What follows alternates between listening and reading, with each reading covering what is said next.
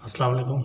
आज हम देखेंगे सिमंस आयरस 3UG4625-1C W30।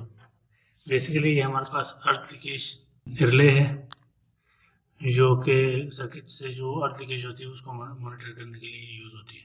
इससे हम मुख्तलिफ पैरामीटर सेट कर सकते हैं, जैसा कि वोल्टेज हम 24 वोल्ट से 240 तक हम सेट कर सकते हैं और ये मॉनिटर कर सकता है। इसके अलावा करंट हमारे पास 0.03 एम्पेयर से लेके ये तकरीबन 30 एम्पेयर तक ये मॉनिटर कर सकता है। और इसके अलावा टाइम डिले इसमें हम दे सकते हैं 0.02 सेकंड से लेके 2 सेकंड तक।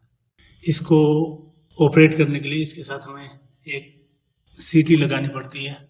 ये सामने आप देख रहे हैं, ये हमारे पास एक सीटी है।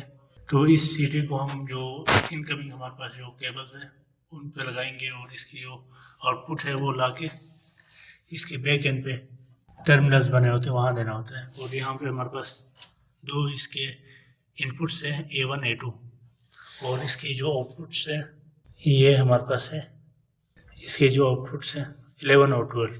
इसको ले जाके हमें सेलेक्टर स्विच है उस पर लगा देने हैं। इस तरह से इसकी जो टर्मिनेशन है वो होती है। अगर इसमें हम पैरामीटर्स देखें तो इसको पैरामीटर्स इसमें इंटर करने के लिए हमारे पास जो इंटर वाली बटन होती है उसको हमें प्रेस करके रखना होता है। तो हिस्ट्रेसिस की जो वैल्यू हमारे पास है ये 5% से लेके 50% तक हम इसमें इंटर कर सकते हैं। INIT ओके, इसको जब हम प्रेस करेंगे तो हमारे पास ऑफ ये वाला ऑप्शन आता है। फिर हम डिले टाइम हम देते हैं 0.1 इसमें इस वक्त इंटर हुआ है।